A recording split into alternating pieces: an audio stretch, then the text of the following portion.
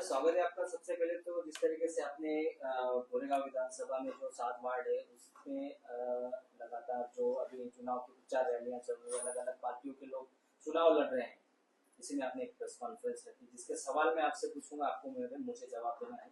सबसे पहले मैं सवाल करता हूँ आपको वार्ड 50 का, 50 वार्ड जो गोरेगांव वेस्ट में चर्चा गोरेगांव में है। विक्रम राजपूत जो वार्ड 50 के उम्मीदवार है और वो स्थानिक नहीं है और वो आपके अच्छे दोस्त भी है, इसके बारे में आप क्या कहेंगे? हिंदवा सोदरा सर्वे न हिंदू पतितो भवेत, मम दीक्षा हिंदू रक्षा, मम मंत्र समानता। सबसे पहले तो मैं मेरा परिचय देना चाहूंगा। मैं एडवोकेट मिलिंद कापड़े गोरेगांव विधानसभा में रहता हूं और गोरेगांव विधानसभा में कई वर्षों से संघ परिवार का, विश्व हिंदू का, बजरंग दल का और अभी शिवसेना का काम कर रहा हूँ। हिंदुत्व इस नाते से मैं नॉन पॉलिटिकल ऑर्गेनाइजेशन से जुड़ा हुआ था, अब पॉलिटिकल ऑर्गेनाइजेशन से जुड़ा हुआ हूँ। आपने प्रश्न किया कि विक्रम राजपूत ये 50 नंबर वार्ड से खड़े हैं और वो स्थानिक नहीं है और वो मेरे अच्छे मित्र हैं। बिल्कुल सही कहा आपने, वो मेरे बहुत अच्छे मित्र हैं और मित्र होने के नाते वो अपना कर्तव्य निभा रहे हैं।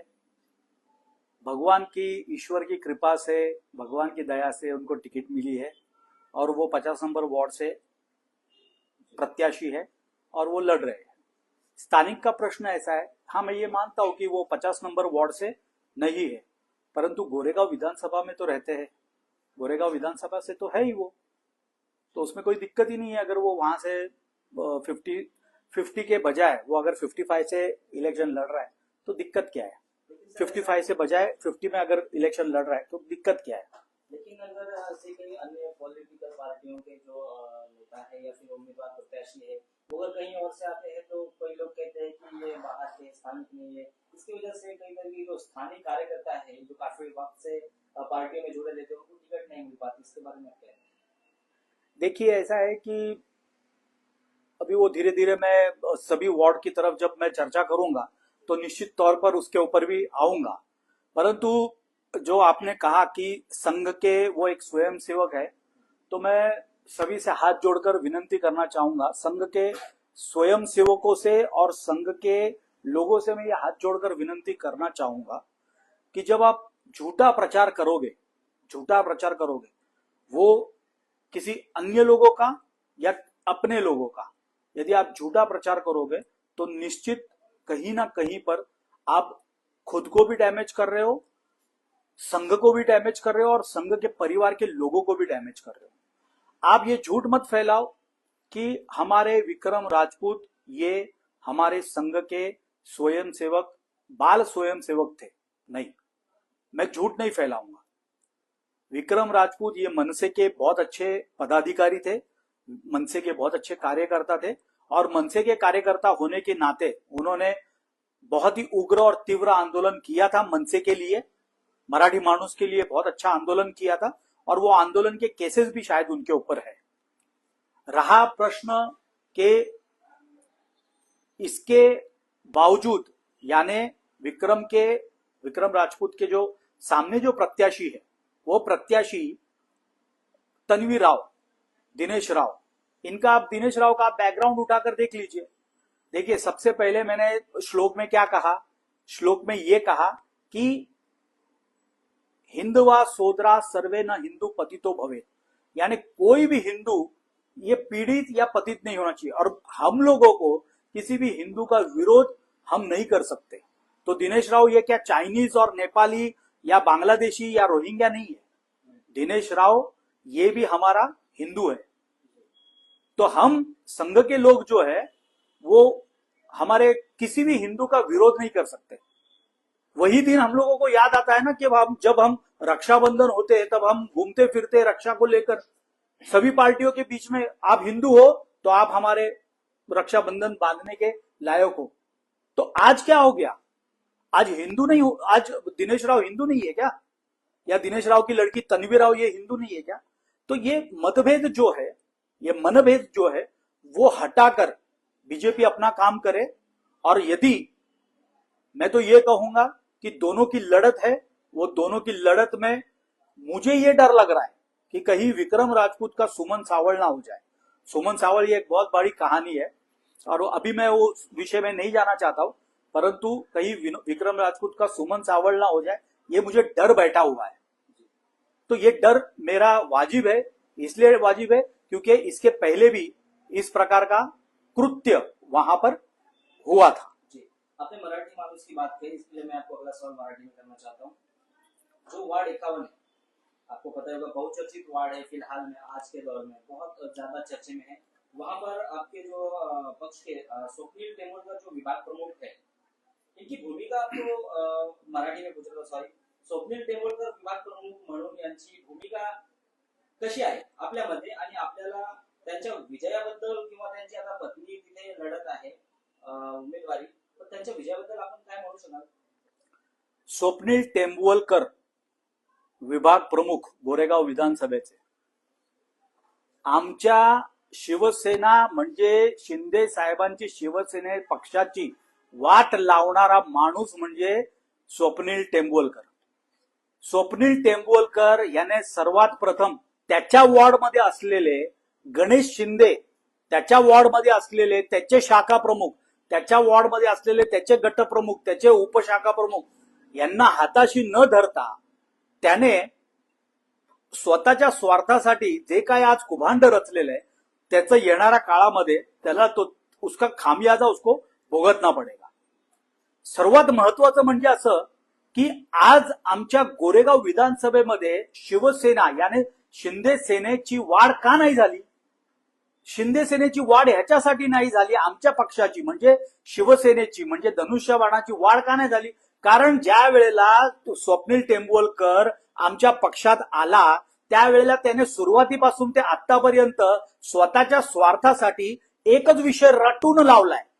काय रटतो तो एक विषय?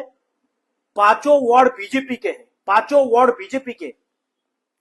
अरे स्वतःच्या स्वार्थासाठी 51 वॉर्ड त्याला मिळाला, ठीक आहे, 54 वॉर्ड मध्ये पण घुसायला लागला. आता 54 वॉर्डच्या मारामारीमध्ये तो वॉर्ड पण आम्ही गमावून बसलो. म्हणजे टोटल 7 वॉर्ड होते, 7 वॉर्ड मधून 6 वॉर्ड आम्ही गमावून बसलो. कोणाच्या कारणामुळे? या स्वप्नील टेंभुलकरच्या कारणामुळे. आता जर समजा स्वप्नील टेंभुलकर हे बोलत असेल की नाही, तो 54 नंबरचा वॉर्ड जो आहे तो माझ्यामुळे नाही घालवलाय मी, तो पक्षाचा आदेश होता, त्या पक्षाचा आदेशामुळे तो सोडावा लागला.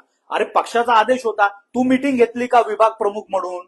तू विधानसभा प्रमुख गणेश शिंदेला जवळ घेतला का?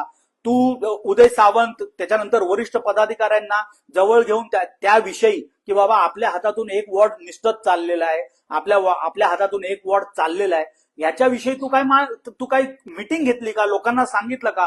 पक्षाच्या सगळ्या लोकांना एकत्रित केलं का? नाही. आज सगळे तितीर बितीर झालेले आहेत. आज पक्षाचा प्रोटोकॉल किंवा पक्षाचा शिवसेना शिंदे साहेबांचा जो पक्ष आहे शिवसेना, त्या शिवसेनेचा प्रोटोकॉल जो आहे तो कुठे तुम्हाला दिसणार नाही. एक शिस्त असते, सेना म्हणजे आमची एक शिस्त आहे. आता शिस्त कुठे दिसतच नाहीये. कोण कुठे पळतोय, कोण बगावत करतोय, कोण बंडखोरी करतोय. का? कशासाठी हे चाललंय सगळं?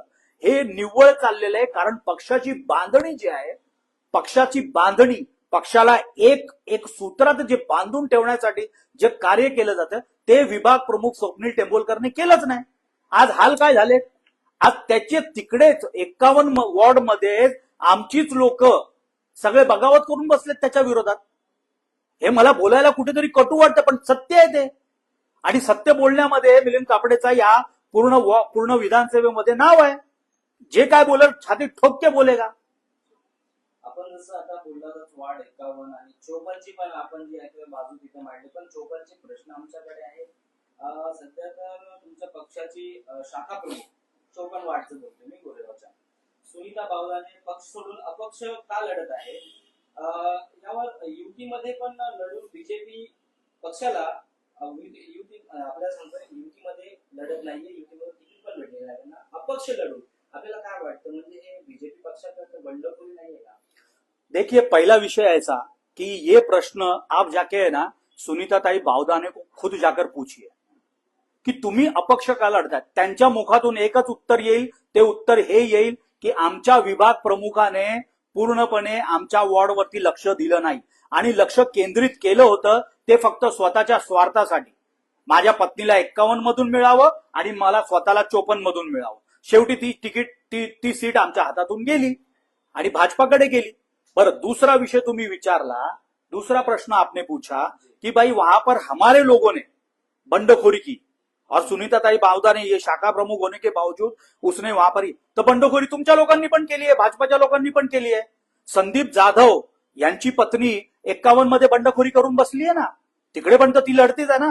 मग ते बीजेपीचे पदाधिकारी आहेत संदीप जाधव. मग संदीप जाधवच्या पत्नीने तिकडे 51 मध्ये बंडखोरी केली आहे. पण याचं मूळ कारण आणि याचं मूळ जो उद्देश आहे तो आहे स्वप्नील टेंभुलकर. त्याच्यामुळे हे सगळं पूर्ण गोरेगावचं जे अस्तखळीत झालेलं आहे वातावरण, तो एकमेव व्यक्ती म्हणजे स्वप्नील टेंभुलकर. आता दुसरा प्रश्न आपला आहे वॉर्ड 54चा. अंकित प्रभू आणि विप्लव अवसरे अशी चर्चा आहे की विप्लव अवसरे व आपले खास मित्र आहेत, बरोबर. आणि मग विप्लव अवसरे संघाचे प्रचारक होते आणि मग तुमच्या मताप्रमाणे अंकित प्रभू युबीटी जे पक्षात लढत आहे तुमच्याप्रमाणे ते हिंदुत्ववादी नाहीये का? बघा, मी परत एकदा सांगतो की खोटा प्रचार जर आमच्या लोकांनी जर केला ना तर ते संघाला पण डॅमेज करतायत एक प्रकारे, ते भाजपाला पण डॅमेज करतायत आणि ते येणाऱ्या काळामध्ये आपल्याला स्वतःला डॅमेज करण्याचा प्रयत्न करतात. विप्लव अवसरे याचा पिंड नाहीये राजकारण. हा व्यक्ती म्हणून खूप चांगला आहे. हा व्यक्ती माझा मित्र आहे. हा व्यक्ती माझा मित्र आहे आणि जसा तो माझा मित्र आहे तसा अंकित प्रभू पण माझा मित्र आहे. एकेकाळी विप्लव अवसरे आणि आम्ही पाटकर कॉलेजमध्ये एकत्र एनसीसी मध्ये होतो. हा माझा चांगला मित्र आहे. दूर दूरपर्यंत विप्लव अवसरे याचा काहीही काळी मात्र संघाशी संबंध नाही. प्रचारक काय तुम्ही त्याला उगाचच बोलता हो. आणि हा जर खोटा प्रचार जर कोण करत असेल ना तर खरंच मी सांगतोय ना, तुम्ही आहे ना संघाच्या लायकीचे नाही आहात. तुम्ही संघाचा ना खोटा अपप्रचार करताय. जो व्यक्ती संघाचा आहे त्याला संघाचा बोला, जो व्यक्ती संघाचा नाहीये त्याला निश्चित सांगा की हा संघाचा. हा एकदा जर माणूस संघामध्ये गेला असेल तर तो स्वयंसेवक असतो. विप्लव अवसरे आता 8-10 वर्षापूर्वी संघात गेला असावा असं मला वाटतं आणि त्याने संघाचा स्वयंसेवक म्हणून स्वतःला घोषित केला असेल, संघाच्या शाखेत गेला असेल हे मी मानतो. परंतु तुम्ही प्रचारक होता, बाल स्वयंसेवक होता, हे सगळं थोतांड नका मांडू माझ्या समोर. आणि त्याचा पिंड राजकारण नाहीये. त्याच उलट पक्षी मी छाती ठोक म्हणून सांगेन, अंकित काय माझा मित्र नाहीये. अंकित युवा सेनेमध्ये एकेकाळी माझ्या बरोबर होता, परंतु अंकित प्रभू हा बाल स्वयंसेवक आहे. छाती ठोक पडून मी सांगतो, अंकित प्रभू हा शाखेमध्ये जायचा. मग तो हिंदू नाहीये का? मग तो हिंदुत्वाचं काम नाही करत आहे का? जर तुम्ही असं म्हणत असाल की तो उबाटामध्ये आहे म्हणून तो हिंदुत्वाचं काम नाही करत आहे, मग समीर देसाई जो उबाटामधून काल रात्री पक्षामध्ये आला तो हिंदुत्ववादी आहे का? श्रीकला पिल्ले जो काल काँग्रेसमधून भाजपामध्ये आले ती हिंदुत्ववादी आहे का? उगाच हे सगळ्या गोष्टी आहे ना तुम्ही मीडिया समोर आणि याच्या समोर मांडू नका. त्याच ऐवजी जर विप्लव अवसरेच्या ठिकाणी, मी हे नाही बोलत आहे की त्याला तुम्ही तिकीट नव्हती दिली पाहिजे होती, त्याच ऐवजी जर समजा तुम्ही स्थानिक किंवा एका चांगल्या व्यक्तीला, आता दीपक ठाकूर तिकडनं लढायचा प्रयत्न करत होता, दिली पाहिजे होती त्याला तिकीट. कारण तो एका आमदाराचा मुलगा आहे. आमदाराचा मुलगा, त्याची क्षमता होती तिकडनं खेचून आणण्याची. संदीप सिंग तो तिकडचा वॉर्ड अध्यक्ष होता, त्याला दिली पाहिजे होती तिकीट. बघा कसं आहे, बीजेपीने, मी जे आहे जे खरं आहे जे सत्य आहे तेच बोलणार. बीजेपीने इथे निर्णय चुकवलेला आहे आणि त्याच्यामुळे तिकडे बगावत मोठ्या प्रमाणावरती निर्माण झालेली आहे आणि तिकडे आता काय आम्हाला खामियाजा भोगावा लागेल ना ते आम्हालाच माहित आहे. जसं आपण आता बोललात, पण मुख्यमंत्री साहेबांनी जे भारतीय जनता पार्टीत आमदार खासदार आहेत त्यांच्या मुलांना सक्ती दाखवलेली की यांना तिकीट किंवा लढवायचं नाहीये. आता आपण जसं बोललो त्या बाबतीत काय म्हणणार? असं नाहीये. आता मोठे मोठे पदाधिकाऱ्यांची मुलं, आमदार खासदारांची मुलं, आता नार्वेकर, आमचे राहुलजी नार्वेकर यांना तर दिलीच आहे ना, त्यांच्या घरामध्ये 3-4 तिकीट दिलेच आहेत ना, मग यांना पण द्यायला पाहिजे होती. ठीक आहे. आता याच्यात आपला आता घेतो वार्ड 55 मध्ये हिंदी बोलतो हर्ष पटेल जो आपके वार्ड 55 के स्थानिक उम्मीदवार नहीं है. अब फिर भी एक बार वापस बोलता हूँ कि वो स्थानिक उम्मीदवार है, इस पर आप क्या कहेंगे? जय हो, जय हो. अगर मुझे हमारे में एक नारद है, विश्व हिंदू परिषद में एक नारद मुनि है, नारद मुनि, जिसका काम क्या है मालूम है? झगड़ा लगाने का काम है। वो सुबह उठता है, इसको फोन करेगा, उसको फोन करेगा, व्यापारी है वो, उसको नारद ये नाम रखा है। वो नारद मुनि मुनि की भाषा में बोलता हूँ, क्योंकि वो नारद मुनि की भाषा में बोलूंगा ना तो ज्यादा वो प्रभावशाली पड़ेगा। नहीं भाजी लड़का बहुत अच्छा है, लड़का बहुत अच्छा है, लड़का A1, लड़के में कोई दोष नहीं। पर मैं क्या बोलता हूँ, वो बाहर से आया हुआ है, वो बाहर से आया हुआ है, भारत से इधर इंपोर्ट किया हुआ प्रत्याशी है। ना भाई जी, मैं बोलता हूँ लड़का बहुत अच्छा है। अरे क्यों ये सब करने का? वो क्या यहां से क्या उसको गोरेगांव की जनता के प्रति इतना प्रेम आया हुआ है, तो मेरे भाई तू विले पार्ले में जाना, विले पार्ले में जाकर वहां के लोगों की सेवा कर। वहां से टिकट नहीं मिली तो चाइना में जा, अमेरिका में जा, अफगानिस्तान में जा, उधर से जाके लड़। तू उधर से इधर गोरेगांव के लोगों के प्रति इतनी आत्मीयता, इतना प्यार कि मैं गोरेगांव की जनता की सेवा करने आया हूं। अरे गोरेगांव की जनता की सेवा करने आया तो 2 साल कोविड के था किधर मेरे भाई? तू किधर था? 2 साल जब कोविड का जब आया था, लोग मर रहे थे, उसका एविडेंस है मेरे पास, एविडेंस। बीएमसी स्वीपर्स कॉलोनी मीठानगर में, जब बीएमसी स्वीपर्स कॉलोनी वहां से स्थलांतरित हो रही थी रीडेवलपमेंट के नाते, वहां पर लोगों ने हर्ष पटेल को बुलाया था। हर्ष पटेल ने माइक में बोला था कि 2 साल में आप लोगों को मिल नहीं पाया क्योंकि कोविड का समय चल रहा था। अरे कोविड के समय लोग मर रहे थे, और जो हमारे तुम्हारे जैसे जो सोशल वर्कर है, जो समाज सेवक है, वो लोगों के बीच में आकर काम कर रहे थे। और ये मेरा भाई बोल रहा है कि मैं आप लोगों के बीच में 2 साल आ नहीं पाया। तो कौन सा समाज सेवक? कल वापस कोविड लग जाएगा, मान लो कल के दिन अगर कोविड लग जाएगा तो ये मेरा भाई वापस विले पार्ले चला जाएगा। मतलब आपके हिसाब से वो सिर्फ जीतने संधि साधु, संधि साधु मतलब विले पार्ले से यहां आएंगे जनता की सेवा के लिए। अरे काय लोकांना कळत नाही का? लोगों को समझ में नहीं आ रहा है क्या? अगर मान लो लोगों ने कमल के नाम पर यदि हर्ष पटेल को वोट दे दिया और उसको जीता दिया, और यहां पर जो स्थानिक है, मैं किसी का नाम नहीं लेना चाहूंगा क्योंकि मैं किसी का सपोर्ट नहीं करना चाहता हूं, परंतु मैं सत्यता बताना चाहता हूं। यदि हर्ष पटेल को जिताने का प्रयत्न किया कमल के लोगों ने, कमल के ऊपर ठप्पा मार के, तो मेरे को उनके बुद्धि के ऊपर है ना, मतलब एक प्रश्न चिन्ह निर्माण हो जाता है कि इन लोगों ने सोचने की जो क्षमता है वो खो चुकी है। लोगों ने आज नकार दिया है उसको। आप शास्त्री नगर में हर्ष पटेल ने मीटिंग लिया था, शास्त्री नगर के एरिया में। आप हर्ष पटेल की एक बाउंड्री है, उसको मालूम है कि एसवी रोड से इस तरफ जो लोग हैं वो सारे गुजराती, जैन, ये लोग हैं, उनके बलबूते पर मैं चुन कर आऊंगा। अब वहां पर भी एक असमर्थन निर्माण हो गया है, क्योंकि वहां पर लोगों का आरोप यह लग रहा है कि हर्ष पटेल ने यहां के डेवलपर लोगों के साथ में मिलकर बहुत अनबनी करके रखी है। और उसके कुछ एविडेंस मेरे पास है, कुछ लोगों के पत्र है मेरे पास यहां पर आकर दिए हुए। हम लोगों को भाड़ा नहीं मिल रहा है, हम लोगों के साथ में डेवलपर ने इस प्रकार का झोल किया है, इस प्रकार का काम किया है। तो हर्ष पटेल ने काम क्या किया? कुछ तो ऐसा कार्य किया होगा पिछले 5 सालों में, कुछ तो ऐसा काम किया होगा जो लोगों के सामने आकर वो बताए कि भाई पिछले 5 साल जो आप लोगों ने मुझे चुन के दिया था ना, तो मैंने ये काम किया। ऐसा कुछ तो काम बताया होगा।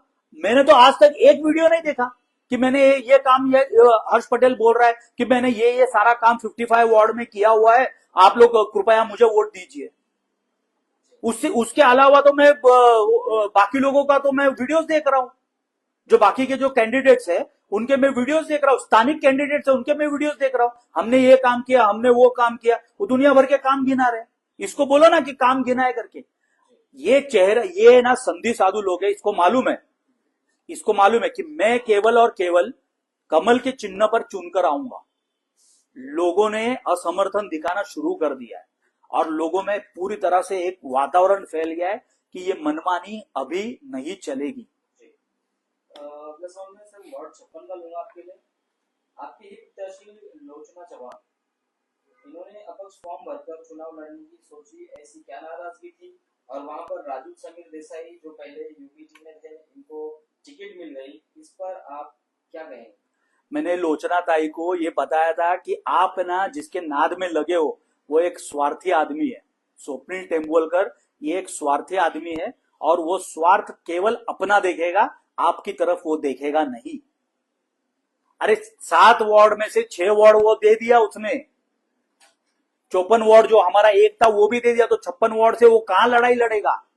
और लोचना ताई जिस वक्त हमारे पक्ष में उनका प्रवेश होना था उसी वक्त मैंने उनको ये बोल दिया था, टाइमिंग भी रॉन्ग है और जिसके साथ में जिस व्यक्ति के साथ में आप अंदर आ रहे हो पक्ष में वो भी रॉन्ग है। और इसी कारण आज लोचना ताई को आज भुगतना पड़ रहा है। और हमारी लोचना ताई सच में एक अच्छी कार्यकर्ता थी जिसके, परंतु आज उनको वो भुगतना पड़ रहा है। वार्ड 57 की तरफ से सर 56 का तो भूल गए आप, 56 का और भी आप भूल गए। वहां पर हमारे कुछ चापलूस लोगों ने वहां पर दिवाली मनाई है।